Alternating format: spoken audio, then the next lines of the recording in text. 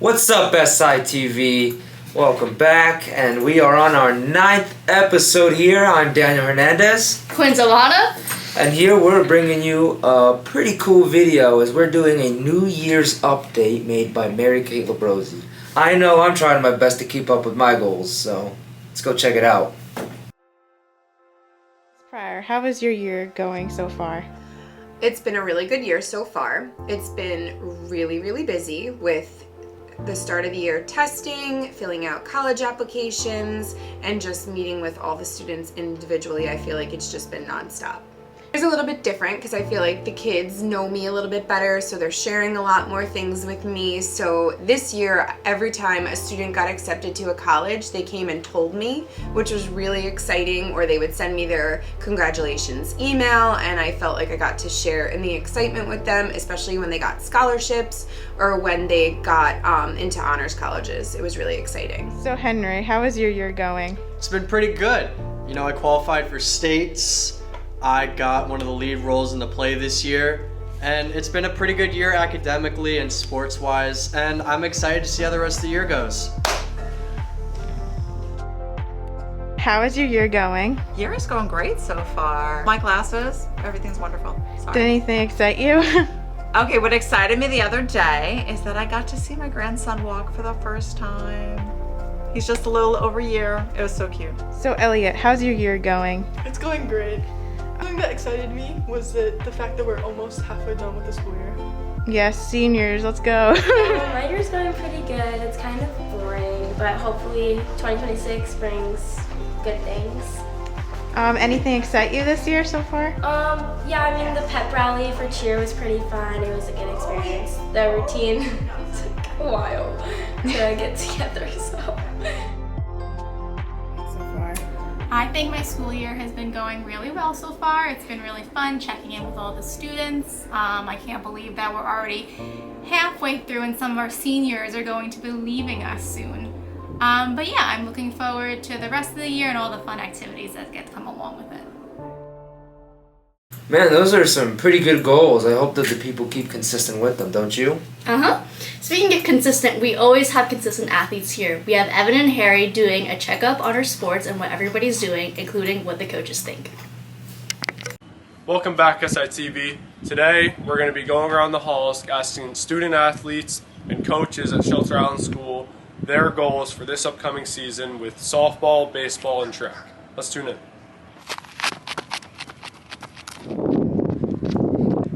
Now let's check in with the track players and coaches. Miss Mulrain, the girls track coach here at Shelter Island School.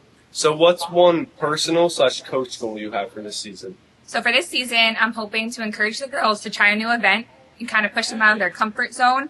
They've been sticking with the same things, 100 meter, 200 meter, and I want to try to get them to do a little bigger distance or do something like the long jump or the hurdles. All right, great. And what's one team goal you have for track stars this year? So team goal is to continue our sportsmanship, work together, kind of encourage each other to always push each other a little bit harder at practice, a little bit harder at our meets, and always shoot for some PRs every meet. All right, great. Thank you. Now we're here with Daniel Rasmussen, a member of our track team at Shelter Island School. And what's one team goal you have for this season? Probably for everyone to do well this season. Okay, and what's one personal goal you have? I want to try to break the current school record of long jump. All right, great. Thank you. Now we're here with Mary Kate, a member of our track team here at Shelter Island School. And what's one personal goal you have for this season? I'd say one personal goal is to get one of my PRs for one of my sprinting, so probably the 100 or 200. Okay, that's good. And what's one team goal you have for this season? I'd say everyone to work together and kind of unite. So. Great, thank you. Yeah. Let's tune into softball, see what the coaches and the players have to say. We're here with Mrs. Rando, the softball coach here at Shelter Island School.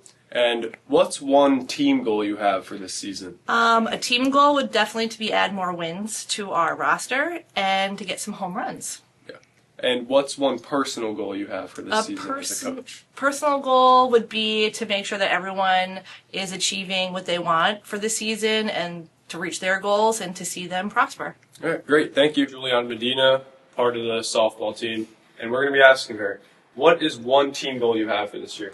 Probably just to do better in games and hopefully win a few games more than we did last year. Okay, and what's a personal goal you have for yourself? I want to get better at batting.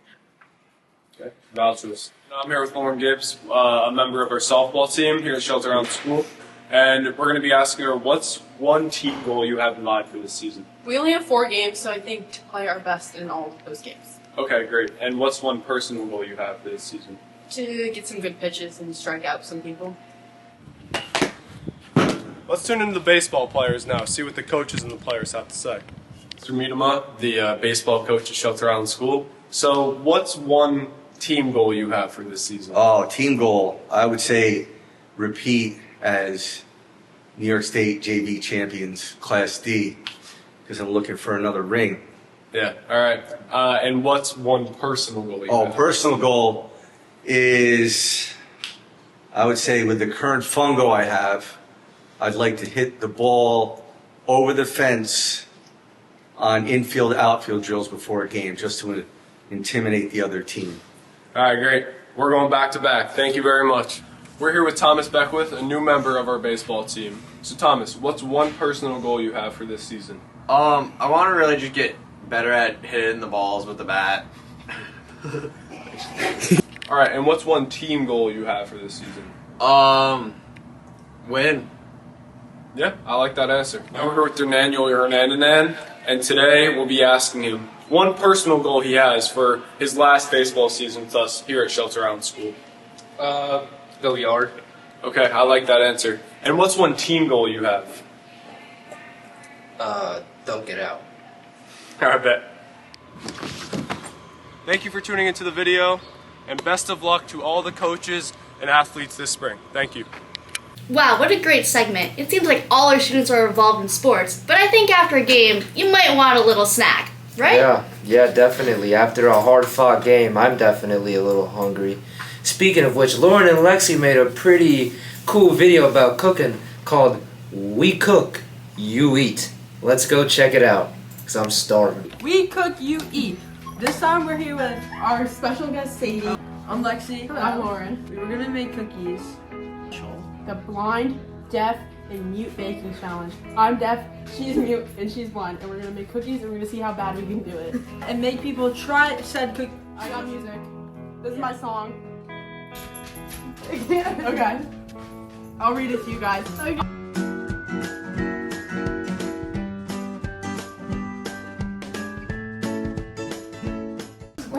What's on your face?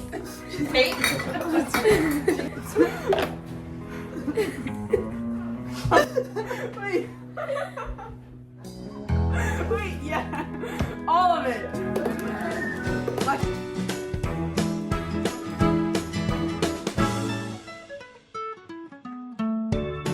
This one. Hi, Lexi.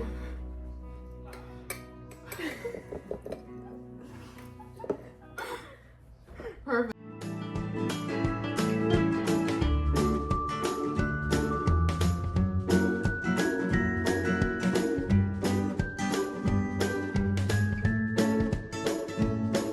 Did I do it? Alrighty. Sadie, you're great at this. Okay, now we gotta add the flour.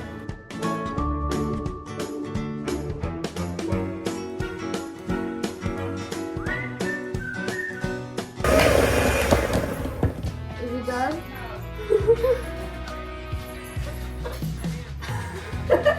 Is it good? No, I'm scared. Wait. Who's this? I don't like what's happening.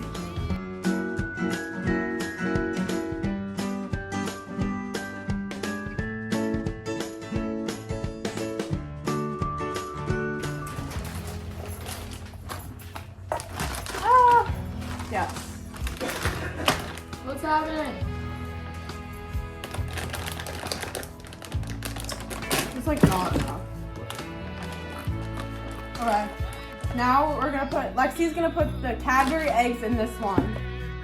And I'm putting chocolate chips in this one.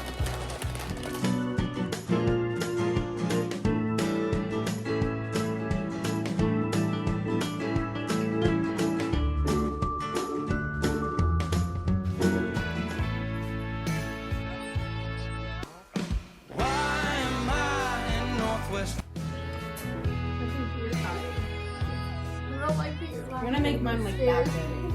Oh, a little smaller? Oh, okay. Kind of like that. What? You make one.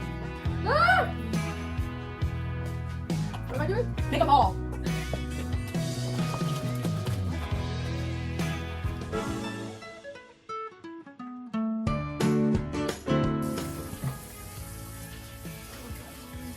Hi, Sadie. I keep doing that.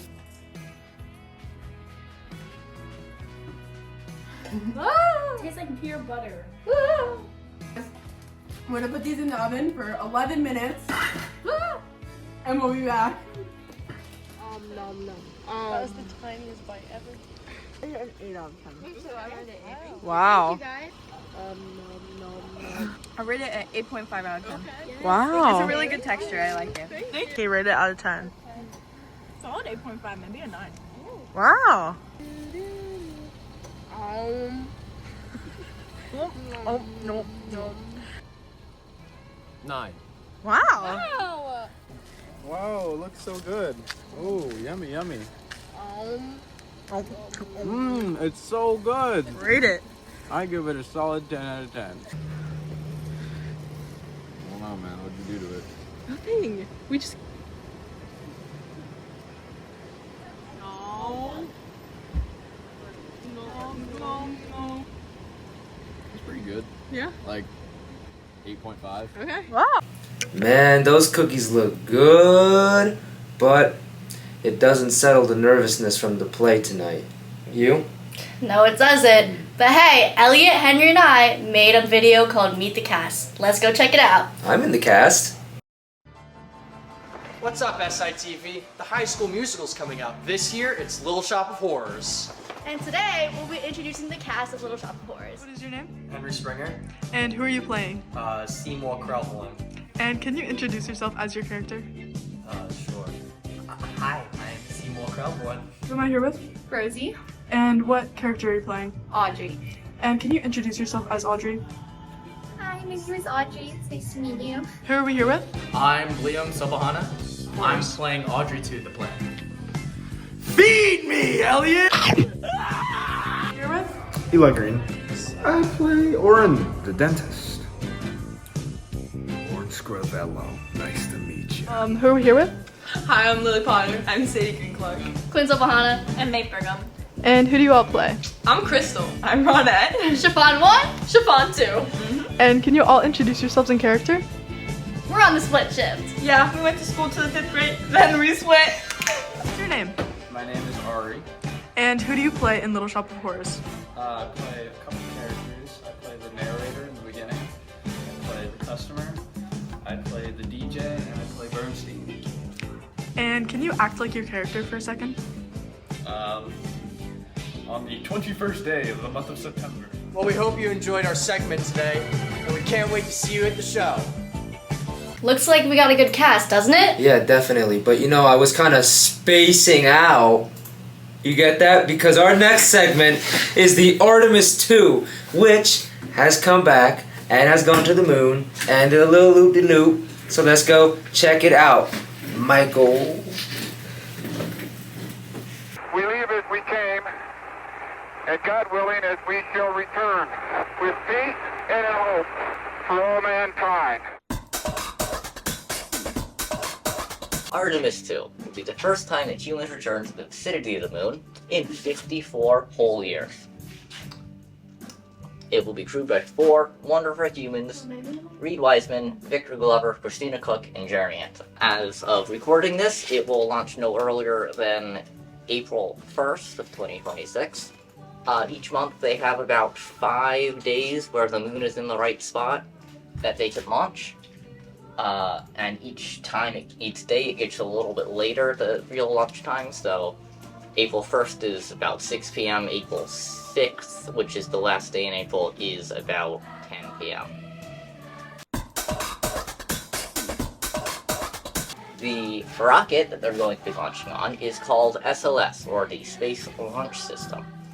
It consists of a big orange core stage and 2 white solid rocket boosters, which are very, very powerful. And on the top of the SOS, is their spacecraft that they're going to be riding in called Orion.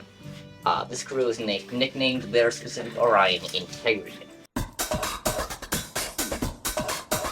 Their launch pad is located at the Kennedy Space Center in Florida, which is also the same place that all of the Apollo and Space Shuttle missions launched from, and it is very, very historic. So their mission is going to be 10 days long. For the first day, they're going to spend it in a low orbit of the Earth and just checking out all of their systems and making sure they are good to continue. But then, at the beginning of day 2, if everything is good, they will do a very important maneuver called a trans-lunar injection. That is the point of no return. Once they do that, they're going to the moon. If all goes well, on day 5, they will spend a couple of hours behind the moon from our perspective, so that they actually won't have communication with Earth at all, and they will have to either rely on other satellites already at the moon or just be in a direct communication for a few hours. Then on the final day, they will come hurtling back through Earth's atmosphere at several miles per second,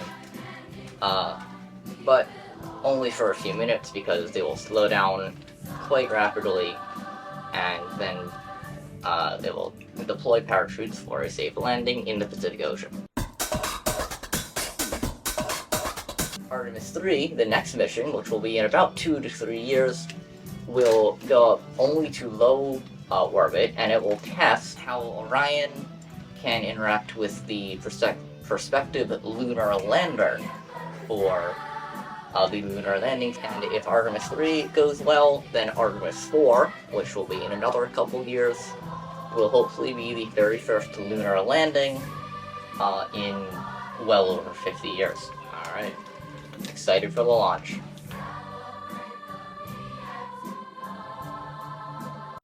Man, that was a top tier video. Some might say deserves an Emmy, right? Right. Definitely. Now, it looks like we're about out of time here, and unfortunately means we're gonna have to see you on the next one. I'm Daniel. And I'm Quinn. See ya.